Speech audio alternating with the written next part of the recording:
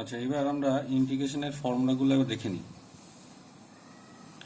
যেমন এখানে আছে a into F of X DX, তার ইন্টিগ্রেশন করা মানেই হচ্ছে শুধুমাত্র এফ অফ এক্স এর ইন্টিগ্রেশন করা। কারণ কোনো কনস্ট্যান্ট যদি এক ফাংশনের সঙ্গে লেগে থাকে প্রোডাক্ট আকারে, তাহলে কনস্ট্যান্টটার ইন্টিগ্রেশন হয় না, শুধুমাত্র ফাংশনটার ইন্টিগ্রেশন করতে হয়। মানে যদি কোনো একটা ফাংশন যদি এরকম থাকে y is equal two x square 2x square plus 3g থাকে, তাহলে আমরা কি করব না ইন্টিগ্রেশনটা শুধুমাত্র এক্স স্কোয়ারের করব, এইটা ঠিক আছে। আচ্ছা, তারপরটা কি আছে না, তারপরে আছে না কতগুলো ফাংশনের যোগফল বা বিয়োগফলের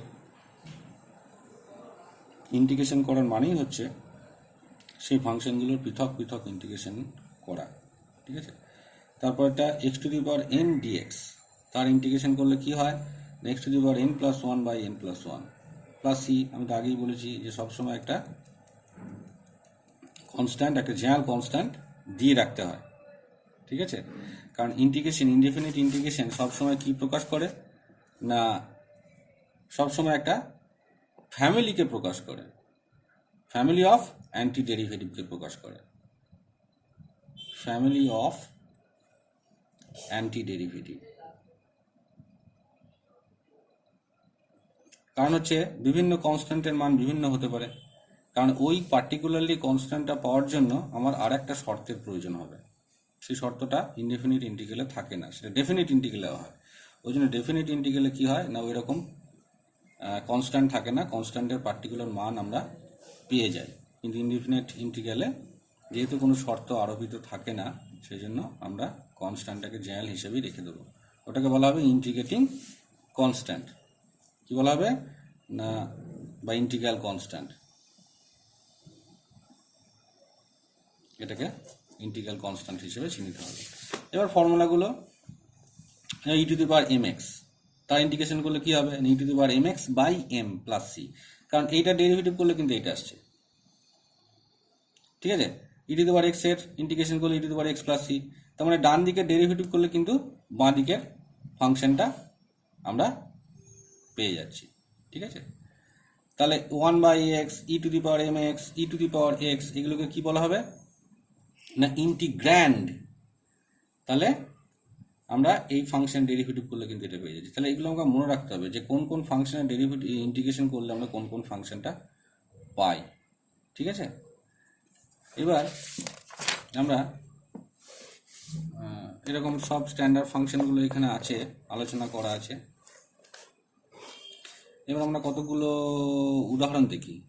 প্রথম যে উদাহরণটা আছে কি আছে না, এক্স মাইনাস টু এর whole cube by x square, x minus two এর whole cube by x square, তাহলে তার ইন্টিগ্রেশন করলে কি হবে না, কিছুই না, এটাকে আমরা ভেঙে নেবো, ভেঙে নিয়ে কি হবে না, আমার স্ট্যান্ডার্ড, এই যে স্ট্যান্ডার্ড ইন্টিগ্র্যান্ডে চলে আসবে, এই এক্স ডিএক্স ডিএক্স, ঠিক আছে। ডিএক্স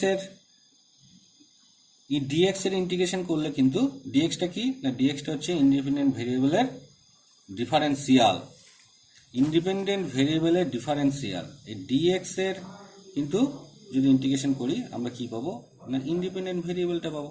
কারণ আমরা জানি যে ইন্ডিপেন্ডেন্টের ভেরিয়েবলের ইনক্রিমেন্ট বা চেঞ্জ আর ডিফারেন্সিয়ালটা একই, তাই না।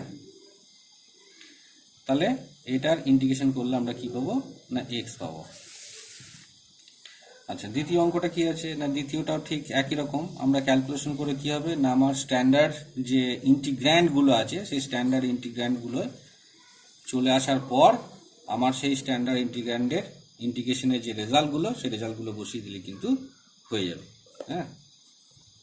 আচ্ছা, তারপরেরটা কি আছে না, two e to the power four x minus three e to the power two x plus four by e to the power three x, এটাও ঠিক সেম প্রবলেম আছে। 3 নম্বরের অঙ্কটা কি আছে না, e to the power two log x minus e to the power minus log x বা e to the power two log x minus e to the power log x. তাহলে এখান থেকে তো বোঝাই যাচ্ছে e to the power log x square হবে, এটা হবে নিশ্চয়ই e to the power log x square, আর এইটা হবে e to the power log x inverse, মানে x to the power minus one হবে নিশ্চয়ই, আর এটা হবে e to the power log x square, আর এইটা হবে e to the power log x. এবার ই আর লগ যদি চলে যায় কারণ ই আর লগ পাশাপাশি থাকলে কি হয় না শুধুমাত্র যে ফাংশনটা আছে সেটাই হয়। তাহলে সেটা করলে কি হবে না নিশ্চয়ই আমার 3 নম্বরের অঙ্কটা যেটা আছে এই যে না নিশ্চয়ই এটা x square minus one upon x square minus x dx এরকমভাবে হবে। এবার এটা ক্যালকুলেশন করব, ক্যালকুলেশন করে আমার স্ট্যান্ডার্ড ইন্টিগ্র্যান্ডগুলো কী কী আসছে না একটা আসবে 1 ইন্টু ডিএক্স, একটা 1/dx, আর একটা কি আসবে না x two the power -2 dx। এবারে প্রত্যেকটার পৃথক পৃথকভাবে আমরা যে রেজাল্ট আমাদের দেওয়া আছে স্ট্যান্ডার্ড ইন্টিগ্রালগুলোর সেগুলো আমরা বসিয়ে দেবো। এটাও তাই ঠিক একই অঙ্ক। তারপরের উদাহরণটা কি আছে না এটাও তাই cos স্কোয়ার 2x। তাহলে cos স্কোয়ার 2xটাকে হাফ ইন্টু 2 দিয়ে গুণ করে নেবো। হাফ ইন্টু 2 দিয়ে গুণ করলে কি হয়ে যাবে না 2 cos স্কোয়ার থিটার ফর্মুলা চলে আসবে 1 প্লাস cos 2 থিটা, তাই না? এটা দেখলেই তোমরা বুঝতে পারবে। তাহলে 1 প্লাস cos এটা কি হবে না 4x হয়ে যাবে।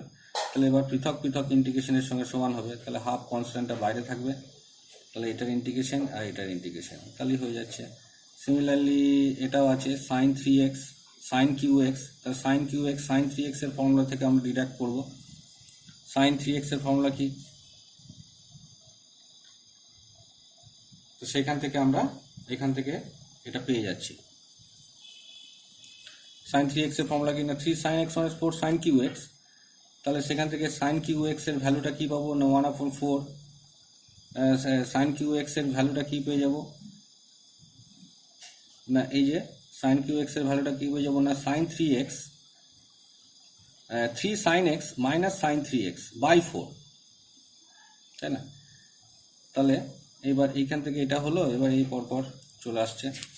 আচ্ছা তারপর একটা কি আছে দেখি। আচ্ছা এইখানে আছে tan theta by cot theta.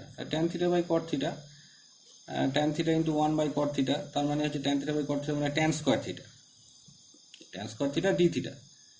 tan square theta মানে কি না tan স্কোয়ার থিটা মানে হচ্ছে sec স্কোয়ার থিটা মাইনাস 1। তাহলে আমাদের কি হচ্ছে না এটা sec স্কোয়ার থিটা মাইনাস 1, তাহলে এটা পৃথক পৃথক ইন্টিগ্রেশনের সঙ্গে সমান হবে। তাহলে sec square theta d theta আর এটা 1 ইন্টু ডি থিটা মানে ডি থিটা ইন্টিগ্রেশন হবে। আর sec স্কোয়ার থিটার ইন্টিগ্রেশন এটা স্ট্যান্ডার্ড ইন্টিগ্র্যান্ড, তো স্ট্যান্ডার্ড ইন্টিগ্র্যান্ড তার ইন্টিগ্রেশন হবে tan থিটা।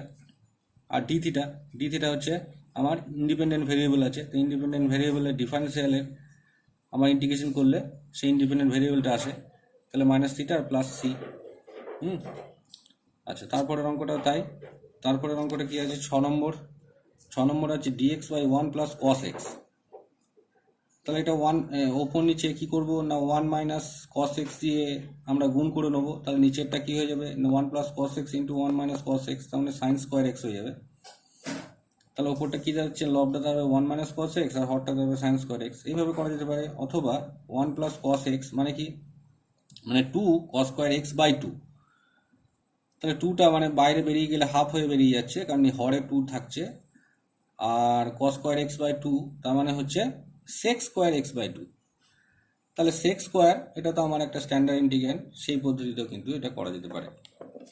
আচ্ছা তারপরেরটা কি আছে এটাও ঠিক একই রকম। তারপরেরটা এটাও ঠিক তাই 1 প্লাস cos 2x আছে। এটা দেখলে বুঝতে পারবে, সব অঙ্কগুলি বোঝা যাবে, এমন কিছু কঠিন কিছু না, সহজই, অসুবিধা নেই। এটা কি আছে না cos 2 theta minus cos 2 alpha divided by sine alpha minus sine theta, এটা আছে। তাহলে এটা আমরা কিভাবে করছি না cos 2 theta minus cos 2 alpha sine alpha minus sine theta. তাহলে cos 2 থিটার ফর্মুলা কি না 1 মাইনাস 2 সাইন স্কোয়ার থিটা, এই ফর্মুলাটা লাগালাম কারণ নিচে সাইন আছে, ওই জন্য সাইন ফর্মে করলাম। cos 2 থিটা মানে cos স্কোয়ার থিটা মানে সাইন স্কোয়ার থিটা, সেখান থেকে তো এটা আসে 1 মাইনাস 2 সাইন স্কোয়ার থিটা। আর cos 2 আলফা মানে 1 মাইনাস 2 সাইন স্কোয়ার আলফা। এটা ক্যালকুলেশন করলাম, উপরটা কি জানলো square minus b square formula. তাহলে এটা sine alpha minus sine theta, sine alpha plus sine theta. তো সাইন আলফা মাইনাস সাইন থিটাটা ক্যান্সেল হয়ে গেলে কি হয়ে যাবে না 2টা তো থেকে যাচ্ছে, কারণ ফাংশনের সঙ্গে কনস্ট্যান্ট গুণ আছে, তাহলে কনস্ট্যান্টটা সামনে চলে যাবে। তো ইন্টিগ্রেশনটা কি হয়ে যাবে না sine alpha plus sine theta d theta. তাহলে এবার পৃথক পৃথকভাবে ইন্টিগ্রেশন হবে। এবার তাহলে এটা কি দাঁড়াচ্ছে না sine alpha into d theta আবার সাইন থিটা ডি থিটা। এবার সাইন আলফাটা কি আছে না, এটা কনস্ট্যান্ট, এটা তো ভেরিয়েবল না, সেই জন্য সেটা আবার সামনে চলে যাবে, তা শুধুমাত্র ডি থিটা ইন্টিগ্রেশন হবে।